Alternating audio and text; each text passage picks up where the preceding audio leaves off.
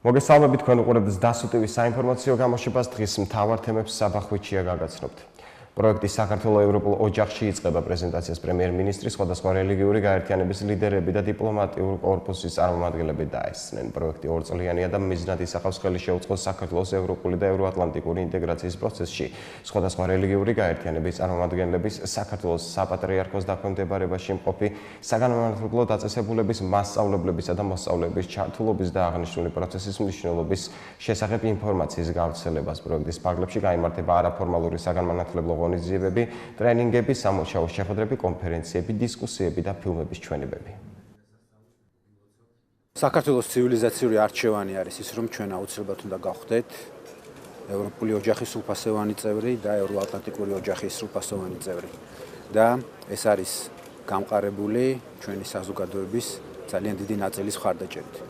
აქედან გამომდინარე, ყველა საზოგადოების ჯგუფის ჩართულობა ამ პროცესში არის ძალიან მნიშვნელოვანი იმისთვის, რომ ჩვენ კიდევ უფრო მეტად ვიყოთ წარმატებული ამ ინტეგრაციის გზაზე. დღეს შეხვედრა ჰქონდა ჩვენ ახალგაზრდებთან, ჰქონდა შეხვედრა საქართველოს მართლმადიდებულ ეკლესიასთან, ასევე სხვა რელიგიურ ლიდერებთან და კიდევ ერთხელ დღევანდელი დღე არის მაგალითი იმისა, რომ როდესაც არსებობს სულისკვეთება, რომ ყველანი ვდგავართ ერთ პოზიციაზე, ჩვენ აუცილებლად გავიმარჯვოთ. მე მივესალმები ამ პროექტს, ჩვენ კიდევ უფრო უნდა გავზარდოთ ინფორმირებულობის ხარისხი ჩვენ საზოგადოებაში, როდესაც საუბრობთ ჩვენს მთავარ მიზნებზე, რომ საქართველოს უნდა გახდეს ევროკავშირის წევრი, საქართველოს უნდა გახდეს ნატოს წევრი.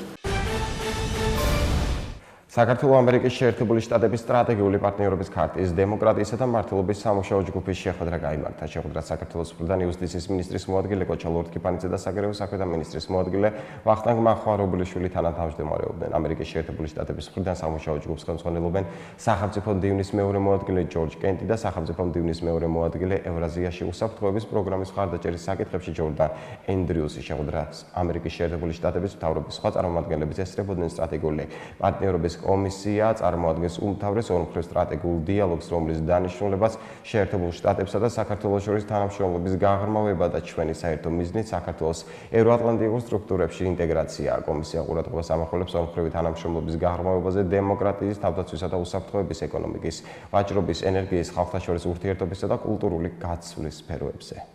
სანამ კონკრეტულად გადავიდოთ იუსტიციის სამინისტროს საკითხებზე, როგორც დემოკრატიის სამუშაო ჯგუფის თანათავმჯდომარე, მინდა გადმოაცხადო, რომ ჩვენ გვაქვს ამერიკული მხარის, ჩვენი პარტნიორების სრული მხარდაჭერა ყველა იმ ასპექტში, რაც ემსახურება ამ ქვეყანაში ინსტიტუციური დემოკრატიის მშენებლობას. ეს არის სასამართლო რეფორმის მხრივ, ეს არის ძალოვან სტრუქტურებზე, საპარლამენტო ზედამხედველობის გაძლიერების მხრივ, ეს არის საარჩევნო სისტემების დახვეწის მხრივ და კერძოდ ამ ასპექტში მე აღნიშნავდი, როგორც იუსტიციის სამინისტროს კომპეტენციის საკითხებიდან სრული მხარდაჭერა გვაქვს და დადებითად იქნა შეფასებული უწყებათშორისი კომისიის საქმიანობა სამართლიანი არჩევნებისათვის, ასევე ის ძალისხმევა, რაც იუსტიციის სამინისტროს სახელმწიფო სერვისების განვითარების სააგენტომ გასწია საარჩევნო სიის დაზუსტებისათვის. ასევე პოზიტიურად არის ახმული ყველა ის რეფორმა, რასაც ჩვენ ეხლა ვატარებთ და პირველ რიგში ეს უნდა აღინიშნოს მედიაციის შესახებ კანონი, რომელიც დღეს პარლამენტში პირველი მოსმენით გავიდა, ასევე ჩვენი მცდელობები, რათა საქართველოს გადაიქცეს არბიტრაჟის რეგიონულ ჰაბად.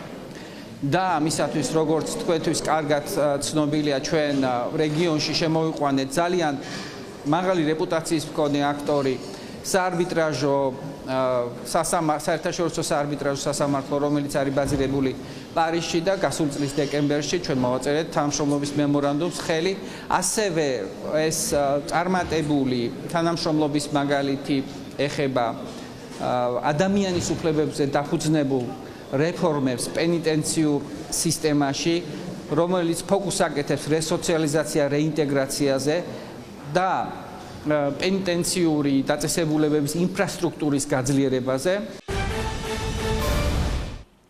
საქართველოს პრემიერ-მინისტრმა მამუკა ბახტაძემ სამუშაო საძილზე უმასპინძლა ამერიკის შეერთებული შტატების სახელმწიფო მდივნის თანაშემწის მოადგილეს ევროპისა და ევრაზიის საკითხებში ჯორჯ კენტს, რომელიც საქართველოში ამერიკის შეერთებული შტატების საქართველოს სტრატეგიული პარტნიორობის ქარტის დემოკრატიის სამუშაო ჯგუფის სესიის ფარგლებში იმყოფება. შეხვედრისას ყურადღება გამახვილდა ამერიკის შეერთებული შტატების საქართველოს სტრატეგიულ პარტნიორობასა და ურთიერთობებზე გამოითქვამს ეთყობნა ორმხრივი ეკონომიკური თანამშრომლობის გაძლიერებისთვის ყურადღება და ეთქმა საქართველოში მიმდინარე რეფორმებს და დემოკრატიის კონსოლიდაციის გზაზე ქვეყნის მიერ მიღწეულ პროგრესს. ხაზი გაესვა რეგიონში მიმდინარე პროცესებსა და უსაფრთხოების კუთხით არსებულ გამოწვევებს. ამერიკის შეერთებული შტატები გააგრძელებს საქართველოს პარლამენტის მხარდაჭერას, რათა ქვეყნის უმაღლესი საკანონმდებლო ორგანო გახდეს კიდევ უფრო მოქმედი და ეფექტური ცენტრი საქართველოს პოლიტიკურ სისტემაში. ამის შესახებ საქართველოს პარლამენტის თავმჯდომარე ირაკლი კობახიძესა და ევროპისა და აზიის საკითხებში ამერიკის შეერთებული შტატების სახელმწიფო მდივნის თანაშემწეს მოადგილე ჯორჯ კენტს შორის გამართულ სამუშაო შეხვედრაზე ისაუბრეს. საუბარი შეეხო საქართველოს პარლამენტის დღის წესრიგისა და უმაღლეს საკანონმდებლო ორგანოში მიმდინარე ინტენდენციურ რეფორმებს. საუბარი შეეხო მართლმსაჯულების რეფორმის მეოთხე ალღას დაუზენაესის სასამართლოს მოსამართლეთა შერჩევასთან დაკავშირებულ კანონს. მხარეებმა იმჯერეს ორმხრივი თანამშრომლობის სხვა აქტუალურ მიმართულებებსა და პარლამენტის საჭიროებებზე განიხილეს ასევე ეუთო ოდირის რეკომენდაციები. ჯორჯ კენტთან შეხვედრა ასევე გამართა საქართველოს საგარეო უწყების ხელმძღვანელმა სტრატეგიული პარტნიორობის ქარტის დღის წესრიგით გათვალისწინებულ სხვადასხვა საკითხებთან ერთად მხარეებმა ისაუბრეს საქართველოში განხორციელებულ და მიმდინარე დემოკრატიულ რეფორმებზე. სვლად მიმოიხილეს ორ ქვეყანას შორის სტრატეგიული პარტნიორობის დღის წესრიგის ყველა ძირითად მიმართულება. საუბარი ასევე შეეხო ორმხრივი ეკონომიკური თანამშრომლობის გაღრმავების საკითხებს, როგორც სავაჭრო, ისე საინვესტიციო მიმართულებით. ხაზი გაესვა ანაკლიის ღრმაწლოვანი პორტის პროექტში ამერიკული კომპანიების მონაწილეობის მნიშვნელობას. მხარეებმა ასევე მიმოიხილეს რეგიონში მიმდინარე პროცესები, მათ შორის უსაფრთხოების კუთხით არსებული გამოწვევებით. საუბარი შეეხო საქართველოს ოკუპირებულ ტერიტორიებზე არსებულ მძიმე ვითარებას. საქართველოს განათლების ხარისხის განვითარების ეროვნული ცენტრი ევროპის ხარისხის უზრუნველყოფის სააგენტოების ასოციაციის წევრი გახდა. დღიდან საქართველოს უნივერსიტეტებში გამოცემული ყველა დიპლომი იქნება აღიარებული და ვალიდური ევროკავშირში. ევროპულ ასოციაციაში გაწევრიანებასთან დაკავშირებით გამართულ ღონისძიებას პრემიერ-მინისტრი მამუკა ბახტაძე დაეწევა და სიტყვით გამოვიდა. ბახტაძის შეფასებით ეს ფაქტი კიდევ ერთი წარმატებული და მნიშვნელოვანი ნაბიჯია ქვეყნის ევროინტეგრაციის გზაზე. საქართველოს კიდევ ერთი ძალიან მნიშვნელოვანი და პრინციპული ნაბიჯი გადადგა ევროინტეგრაციის გზაზე. ჩვენ დაუახლოვდით ჩვენს ევროპულ ოჯახს, ჩემი გადასახედიდან ყველაზე მნიშვნელოვან მიმართულებაში და ეს არის განათლება. რამდენიმე დღის წინ ევროპის ხარისხის უზრუნველყოფის სააგენტოების ასოციაციამ, იგივე ენკამ მიიღო გადაწყვეტილება, რომ საქართველოს გაწევრიანდება ენკაში. ეს არის უდიდესი წარმატება, გადაუჭარბად შეიძლება ითქვას, რომ ეს არის ისტორიული მოვლენა ჩვენთვის, ჩვენი განათლების სისტემისთვის, განსაკუთრებით იმ ახალი ეროვნული იდეის ფონზე, რომელიც ჩვენ დავაანონსეთ, რომ სწორედ განათლება არის მთავარი მამოძრავებელი ძალა ჩვენი ქვეყნისთვის. რას ნიშნავს ყოველივე ეს? ეს ნიშნავს იმას, რომ ჩვენ გვექნება ყველა პრაქტიკული მექანიზმი იმისთვის, რომ საქართველოში უმაღლესი სასწავლებლები აკმაყოფილებდნენ ყველა კრიტერიუმს, რაც იმას ნიშნავს, მოკლედ რომ გითხრათ, რომ საქართველოში ჩვენს უნივერსიტეტებში გაცემული ყველა დიპლომი იქნება აღიარებული და ვალიდური ევროკავშირში. ეს არის ძალიან დიდი ნაბიჯი, რომელიც ჩვენ გადავდგით. მე მსურს განსაკუთრებული მადლობა გადაუხადოთ ჩვენს ევროპელ მეგობრებს ამ ძალიან მნიშვნელოვანი და პრინციპული გადაწყვეტილებისთვის. მინდა მადლობა გადაუხადო ყველას, ვინც ჩართული იყო ამ საქმეში. ჩემთვის განსაკუთრებით სასიხარულოა და საამაყოა. ამავე დროს, რომ მას შემდეგ, რაც ჩვენ დავაანონსეთ ახალი განათლების რეფორმა, ჩვენი ეროვნული იდეა, ეს უკვე გვაძლევს ჩვენ კონკრეტულ შედეგებს. რა თქმა უნდა, ჩვენ ამავე დროს უნდა გვესმოდეს, რომ ეს არის დიდი გამარჯვება, მაგრამ ამავე დროს არის დიდი პასუხისგებლობა. ჩვენს უნივერსიტეტთან ერთად უნდა აქტიურად ვიმუშაოთ, რომ რაც შეიძლება მოკლე ვადაში დავაკმაყოფილოთ ყველა სტანდარტი, ყველა კრიტერიუმი. ჩვენ უნდა გქონდეს მაქსიმალური ფოკუსი გაკეთებული ხარისხზე. ეს არის უდიდესი პასუხისგებლობა, როდესაც ჩვენს ქვეყანაში გაცემული დიპლომი ითვლება, რომ არის ვალიდური და უმაღლესი სტანდარტის და ის შეესაბამება ევროკავშირის სტანდარტებსა და კრიტერიუმებს. ჩვენ ამას მაქსიმალურად უნდა გავუფრთხილდეთ, აქედან გამომდინარე, ჩვენ მომავალ თვეებში გვექნება ძალიან ინტენსიური მუშაობა ჩვენს უნივერსიტეტებთან, რომ გავწეროთ სამოქმედო გეგმები და გამოვიყენოთ ეს შესაძლებლობა, რომელიც მართლაც არის ისტორიული მოვლენა. ეს ნიშნავს იმას, რომ ჩვენ გვექნება მეტი საშუალება ინტერნაციონალიზაციის, ეს ნიშნავს, რომ ჩვენი უნივერსიტეტები კიდევ უფრო შეძლებენ მეტ დაახლოებას, მეტ კოოპერაციას ევროპულ უნივერსიტეტებთან, იქნება მაქსიმალური მობილურობა ქართველ სტუდენტებსა და ქართველ პროფესორებს ევროპაში სამუშაოს თვალსაზრისით, ერთობლივი სამეცნიერო პროექტები და ბევრი რამ. Რა თქმა უნდა, ეს ყველაფერი იქნება დაკავშირებული დამატებით ფინანსურ რესურსთან. მე მინდა კიდევ ერთხელ შეგახსენოთ ფინანსური პარამეტრები ჩვენი ეროვნული იდეის, რომ ჩვენი მთლიანი შიდა პროდუქტის 6%-ს მივმართათ განათლებაზე, რომელიც არის ფაქტობრივად ბიუჯეტის მეოთხედი და რა თქმა უნდა, ამ დაფინანსების ძალიან დიდი ნაწილი იქნება მიმართული უმაღლეს განათლებაზე ჩვენს უნივერსიტეტებზე. აქედან გამომდინარე, მე დარწმუნებული ვარ, რომ ენკაში გაწევრიანებით ჩვენ გადავდგით ძალიან პრინციპული და მნიშვნელოვანი ნაბიჯი იმისთვის, რომ საქართველოში უმაღლესი განათლების სტანდარტი იყოს ძალიან მაღალი, იყოს ისეთი, რომელიც შეეფერება ჩვენს წარსულს, რომელიც შეეფერება იმ მომავალს და იმ მიზნებს, რომელიც ჩვენ გვაქვს. საქართველოს პრეზიდენტმა სასახლეში სამეცნიერო ლიტერატურული ჟურნალ ხიდის პრეზენტაციას უმასპინძლა. ჟურნალის დამფუძნებელი და რედაქტორი არის სვეტიცხოვლის საპატრიარქო ტაძრის დეკანოზი მამა პეტრე კვარაცხელია. ჟურნალის მიზანია ხელი შეუწყოს ქართველებსა და აფხაზეთს, რათა მათ ცნობილი ტრაგიკული მოვლენების მიზეზების ერთად გააზრება შეძლონ. პრეზიდენტი მოწვეულ სტუმრებს სიტყვით მიმართა. ხშირად ჩვენ ვიხსენებთ აფხაზეთს უფრო თავისი ტრაგიკული კუთხით, ან სოხუმის დაცემის დღეს და ან და სხვადასხვა ასეთი გმირების გასახსენებლად. მე მინდა რომ სწორედ ამ შვიდეულში ჩვენ გავიხსენოთ სხვანაირად აფხაზეთი, ცოცხლად და იმედიანად. და ამიტომ გადავწყვიტეთ, რომ ამ დღეებში აღნიშნოთ სწორედ ამ ჟურნალის გამოცემა.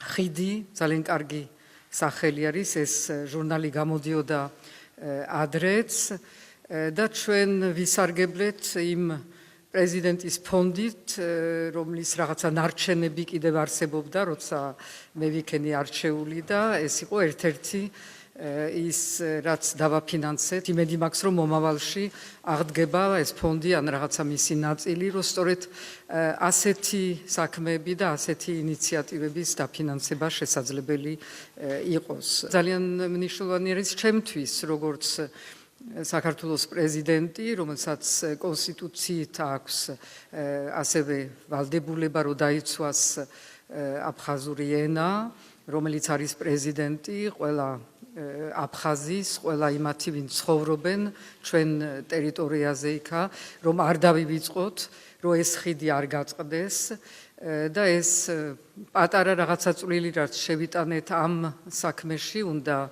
გაიზარდოს, გაძლიერდეს. ეს შეიძლება ითქვას, რომ არაფერი არ არის, მაგრამ შეიძლება ითქვას, რომ ასევე არის ძალიან სიმბოლური, რადგანაც კულტურა არის მაინც ის ნამდვილი ხიდი, ის ხაზი, რომელიც გვაერთიანებს, ის ჯაჭვი, რომელიც გვაერთიანებს და მე იმედი მაქვს, რომ ასეთი ღონისძიებებით, ასეთი საღამოებით, ასეთი ერთად ყოფნით ჩვენ რაღაცა ერთი ნაბიჯი გადავდგით იმ მიმართულებით, რასაც ქვია მშვიდობიანი გამთლიანება.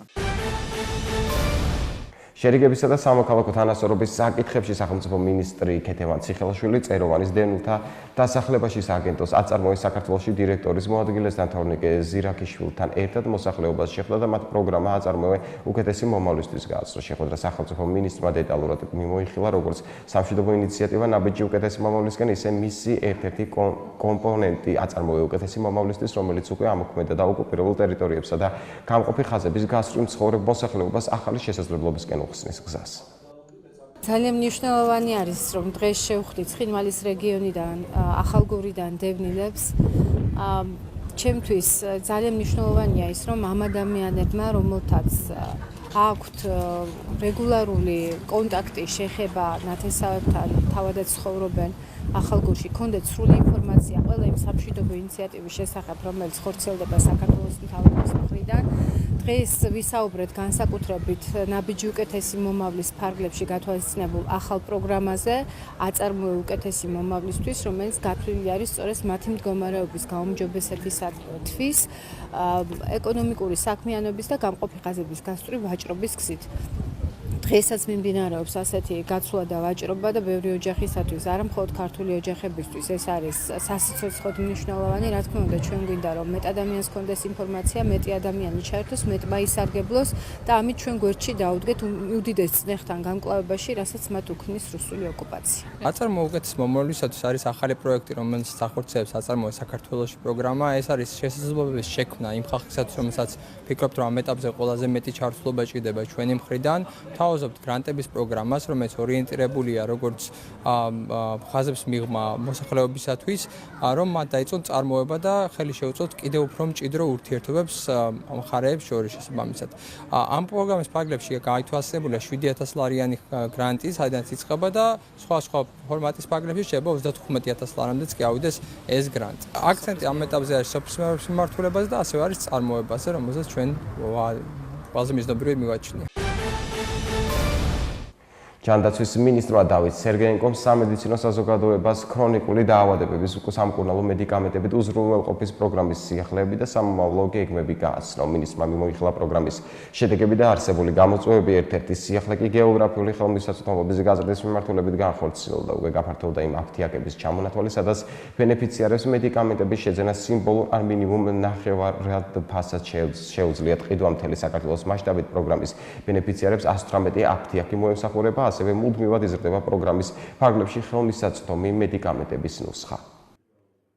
ეგრეთ წოდებული ჯიბიდან გადასახადები ჯანდაცვის საჭიროებებისთვის საყოველთაო ჯანდაცვის შემოღების შემდეგ მნიშვნელოვნად შემცირდა, თუმცა რჩება ისევ მაღალი 50%-ზე მეტი.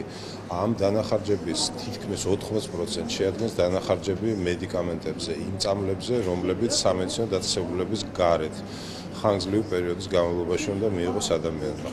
სახელმწიფო პროგრამა, რომელიც დაიწყო 2017 წელს, მართლაც მნიშვნელოვან შვებას აძლევს. შვება უნდა მიცეს მოსახლეობას ამ მხრივ, თუმცა აუცილებელი არის კიდევ უფრო ინტენსიური საინფორმაციო აქტივობები იმისათვის, რომ მოსახლეობას სრული ინფორმაცია ჰქონდეს ამ შესაძლებლობების შესახებ.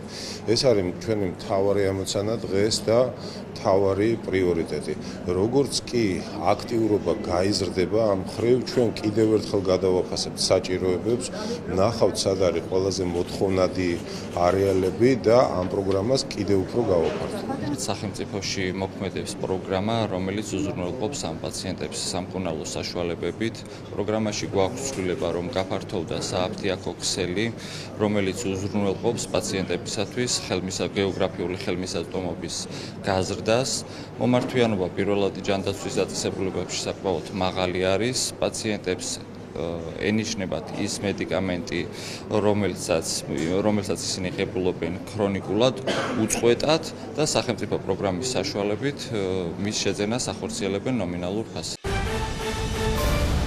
პარლამენტის პლენარულ სხდომაზე საქართველოს სახელმწიფო უსაფრთხოების სამსახურის უფროსმა ვახტანგ გომელაურმა უსაფრთხოების სამსახურის 2018 წლის საქმიანობის ანგარიში წარადგინა. ანგარიშის ღია საჯარო ნაწილზე საუბრისას მოხსენებელმა ოკუპირებულ ტერიტორიებზე არსებულ ვითარებაზე, ტერორიზმის და კორუფციის წინააღმდეგ ბრძოლის, კონდაზერვით საქმიანობასა და უწყებათა შორის და საერთაშორისო თანამშრომლობის მიმართულებებზე მოხსენება წარმოადგინა. სახელმწიფო უსაფრთხოების სამსახურის უფროსის მოხსენების შემდეგ დადაცვისა და უშიშროების კომიტეტის თავმჯდომარის სხდომის დახურულ ფორმატში გაგრძელების ინიციატივით გამოვიდა პარლამენტის პლენარული სხდომა დახურულ ფორმატში გაგრძელდა. უსაფრთხოების საკითხებზე ქონა საუბარი ყველა მიმართულებით, რა თქმა უნდა, ყველაზე მთავარი თემა დღეს ბანკის სისტემა იყო, ბანკის ვისაუბრეთ ძალიან ბევრი. არა მარტო იმ დღის თემები, სხვა საფრთხეები რაც იყო ბანკის მანამდე, სხვაც იგივე სირიის მიმართულება, ვაჰაბიზმის მიმართულება და ასე შემდეგ. ფანერით უნდა შევხვდეთ ამ ეს არ იყო სპეცოპერაცია დაგეგმილი, რომ ეს გათვლილი ყოფილიყო, ესე მოხდებოდა, ისე მოხდებოდა.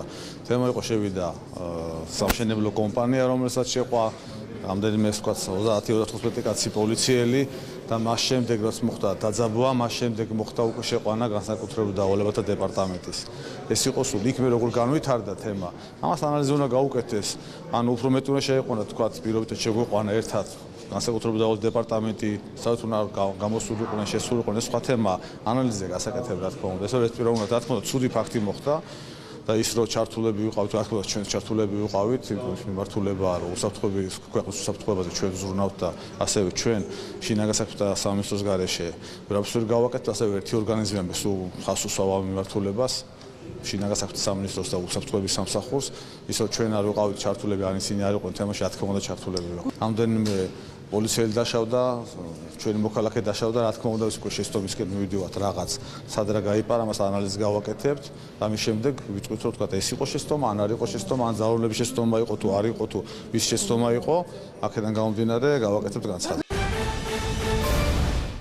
საქართველოს პარლამენტში მსოფლიო პრესის თავისუფლების საერთაშორისო დღე ფოტოგამოფენით აღნიშნა. ფოტოებზე აღბეჭდილია საპარლამენტო საქმიანობის ყოველდღიურობა, ჟურნალისტები და რესპონდენტები კადრში და კადრის მიღმა 1994 წლიდან მოყოლებული ყოველწლიურად 3 მაისს პრესის თავისუფლების საერთაშორისო დღე აღინიშნება. დღესასწაულის თარიღად ვინდჰუკის დეკლარაციის მიღების დღე შეირჩა, რომელიც მთელი მსოფლიოს პრესის თავისუფლებასა და დამოუკიდებლობას ეძღვნება. ვინდჰუკის დეკლარაციაში წარმოდგენილია თავისუფალი პრესის პრინციპები, რომლებიც 1991 წლის 3 მაისს ნამიბიაში ვინდჰუკში დამოუკიდებელი აფრიკული პრესის განვითარების ხელშემწყობი იუნესკოს სემინარის მიმდინარეობისას აფრიკელმა ჟურნალისტებმა მიიღეს. ამ სემინარზე მიღებული დოკუმენტის მნიშვნელობა იმდენად დიდი იყო, რომ 1993 წლის 21 დეკემბერს გაეროს გენერალურმა ასამბლეამ მიიღო გადაწყვეტილება სწორედ 3 მაისს აღინიშნა თავისუფალი პრესის მსოფლიო დღე. საარჩევნო ადმინისტრაციის ინიციატივით საინფორმაციო აქცია იპოვე შენი თავი, იპოვე შენი უბანი განხორციელდა. საოლქო საარჩევნო კომისიების წევრები მოხალისეებთან ერთად საზოგადოებრივი თავშეყრის ადგილებში მოსახლეობას შეხვდნენ და 2019 წლის მაისში გასამართი რიგარეში შუალედური არჩევნების შესახებ მიაწოდეს ინფორმაცია. რიგარეში შუალედური არჩევნებისა და ამომრჩევლის უფლებების შესახებ მოქალაქე და ინფორმირების მიზნით საოლქო საარჩევნო კომისიების წარმომადგენლებმა შეხვედრები გამართეს იმ სოფლებსა და მუნიციპალიტეტებში, სადაც 19 მაისს რიგარეში შუალედური არჩევნები უნდა გაიმართოს. იპოვე შენი თავი, იპოვე შენი უბანი საარჩევნო ადმინისტრაციის საინფორმაციო კამპანიის ვესაუბრებით ამომრჩევლებს ფარგლებში განხორციელდა. თბილისის მერი კახა კალაძე ვერეს ხეობაში არსებული ნატან-დამჭერი ცხაურების გაწმენდის სამუშაოების მიმდინარეობას დაესწრო. როგორც მერმა განმარტა, ცხაურები პერიოდულად ნაშალი მასალით ივსება და წმენდა საჭიროებს. თბილისის მერის ინფრასტრუქტურის განვითარების სამსახურის უფროსის გალაქტიონ ბოაძის ინფორმაციით, ვერეს ხეობის კალაპოტში დამონტაჟებული ცხაურების გაწმენდის სამუშაოები წელს შარშანდელთან შედარებით ადრე დაიწყო და წლის განმავლობაში საჭიროების სამეფო გარკვეულ პერიოდულობით ჩატარდება. ვერეს ხეობაში მიმდინარე გაწმენდის სამუშაოებს მერთან ერთად მოადგილე ირაკლი ბენდელიანი და ვაკის რაიონის გამგებელი ნოდარ ტურძელაძე გაეცნენ. ეკონომიკისა და მდგრადი განვითარების სამინისტროს ტურიზმის ეროვნულმა ადმინისტრაციამ საქართველოს ავიახაზებთან Georgian Airways-თან ურთიერთთანამშრომლობის მემორანდუმი გააფორმა. მემორანდუმს ხელი მოაწერეს ტურიზმის ეროვნული ადმინისტრაციის ხელმძღვანელმა მარიამ ქრუიშვილმა და საქართველოს ავიახაზების Georgian Airways-ის კომერციული დირექტორის მოადგილემ თამარ თანდაშვილმა. მემორანდუმის მიზანი საქართველოში ტურისტული ბაზრის განვითარებისთვის ერთობლივი ღონისძიებების დაგეგმვა და განხორციელება, რაც მოიცავს ერთობლივ კამპანიებს როგორც ადგილობრივ, ისე საერთაშორისო დონეზე. ტურიზმის ინდუსტრიაში ავიაციის მნიშვნელობა უდიდესია. შესაბამისად, ჩვენ მოხარულები ვართ. დღეს მოეწერა თანამშრომლობის მემორანდუმს ხელი ქართულ ნაციონალურ ავიახაზებთან Georgian Airways-თან.